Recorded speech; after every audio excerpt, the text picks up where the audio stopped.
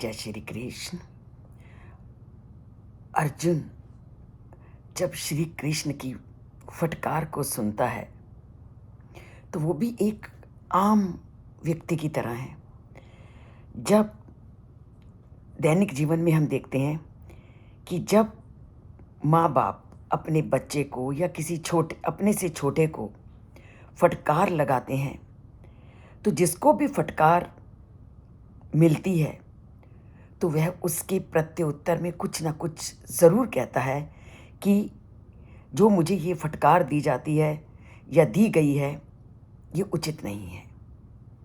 और यही बात अर्जुन भी श्री कृष्ण के सामने रख रहे हैं कि आप जो मुझे ये फटकार लगा रहे हो और इस बात पर लगा रहे हो कि मैं युद्ध नहीं कर रहा, तो क्या युद्ध में अगर मैं अपने बंधु बांधवों को मार करके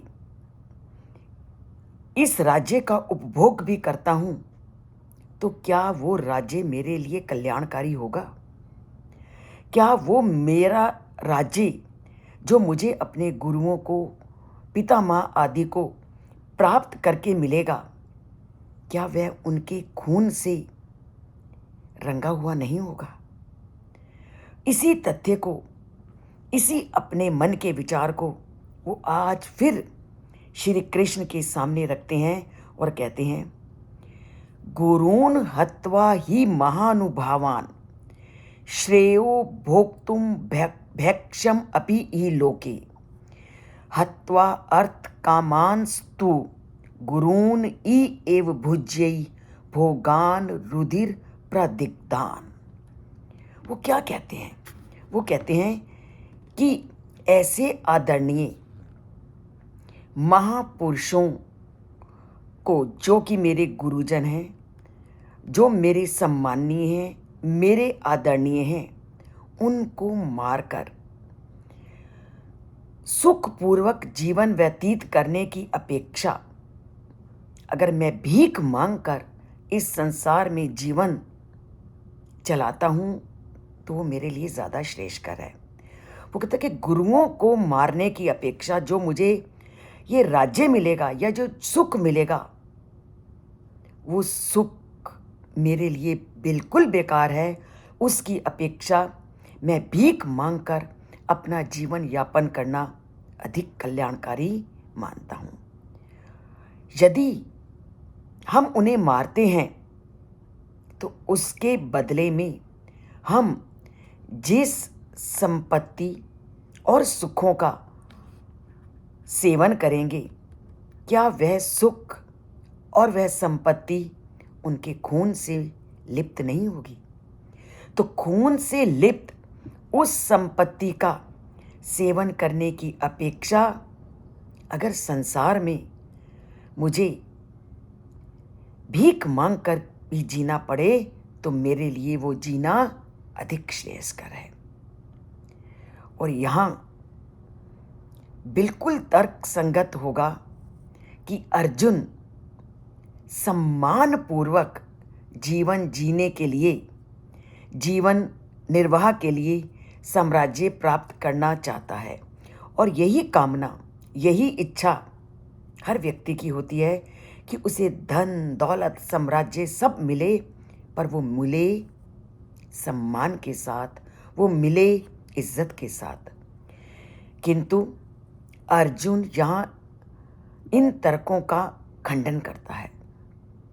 वे कहता है कि वह अपने इस कार्य से अपराध करने की अपेक्षा भीख मांगकर जीवन निर्वाह करना पसंद करता है।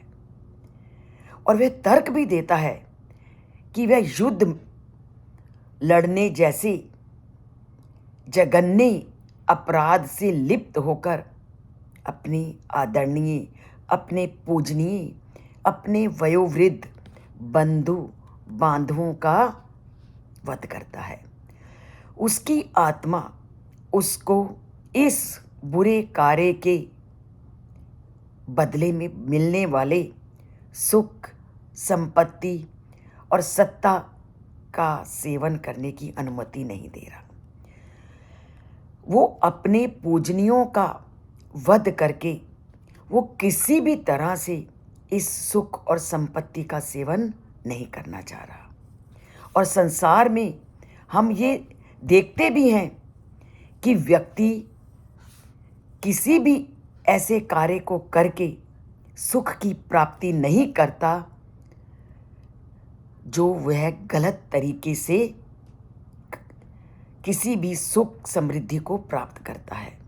और ऐसा हम समाज में भी देखते हैं कि जब हम किसी भी गलत तरीके से धन, दौलत, राज्य या सुख प्राप्त करते हैं तो हमारी रातों की नींद उड़ जाती है, क्योंकि अच्छी जो नींद होती है वो हमेशा नैतिक ढंग से कमाए गए धन से प्राप्त होती है। जब भी किसी धन को, किसी सुख को, किसी साम्राज्य को आप अनैतिक ढंग से प्राप्त करोगे तो आपको कभी भी अच्छी निद्रा का सुख प्राप्त नहीं हो सकता। छल, कपट आदि बुरे कार्यों से प्राप्त की गई संपत्ति और सत्ता और राज्य, सुख और चैन सब कुछ खींच लेते हैं। और इसका तो हमने कई बचपन में भी ऐसी कहानियां पढ़ी कि जिन्होंने भी जीवन में छल कपट से धन, दौलत, सुख, संपत्ति को प्राप्त किया है वो कभी भी चैन की नींद नहीं सो पाए। और इसका वर्णन अगर आपने कभी शेक्सपियर का मैकबेथ नाटक पढ़ा हो तो उसका वो जीता जागता उदाहरण है कि मैकबेथ की पत्नी ने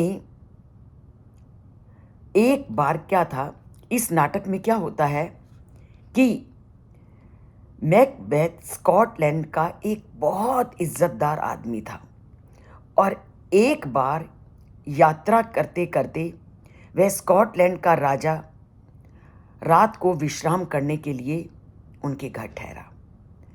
और जब राजा उनके घर में ठहरा तो नियत का बिगड़ना स्वाभाविक था। तो मैकबेथ की पत्नी ने क्या किया, उसको उकसाया कि तुम इस राजा का हत्या कर दो, और राजा की हत्या कर दोगे तो सारा राज सिंहासन तुम्हें मिल जाएगा और सारे राज सिंहासन के तुम राजा बन जाओगे। और जब लालच व्यक्ति को घेर जाता है तो वो पूरी तरह से उसकी जो बुद्धि होती है उसका साथ नहीं देती। तो उसने अपने पत्नी के इस सलाह को मान लिया और राजा की हत्या कर दी। और उसके बाद क्या था कि वह पत्नी के साथ राजा और रानी के रूप में स्कॉटलैंड के सिंहासन पर बैठ गया। समय बीता, पर 1 वर्ष के बाद मैकबेथ अपने महल में अपनी रातें जाग कर व्यतीत करने लगा। और उस समय लेखक ने उस समय उसका वर्णन करते हुए लिखा है कि मैकबेथ ने षड्यंत्र रचकर सोए हुए राजा को मारा था, सोए हुए राजा की हत्या की थी, इसलिए वो कभी भी रात को चैन से सो नहीं पाया।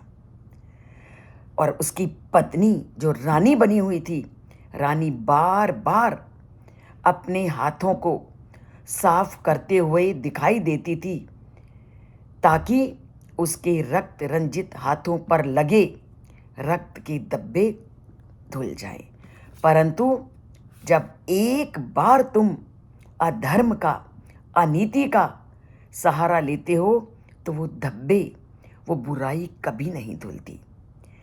इस श्लोक में अर्जुन की यह संवेदना, ये दुख प्रकट कर रहा है कि यदि वह युद्ध करके श्रद्धा योग्य महानुभावों का वध कर देगा तब उसके हाथ भी खून से रंग जाएंगे और उसकी आत्मा उसे किसी प्रकार से जो उनको मारने के बाद उसको राजसी ठाट बाट मिलेगा, वो कभी भी सुख और शांति से उस राजसी सुख का उपभोग नहीं कर सकेगा।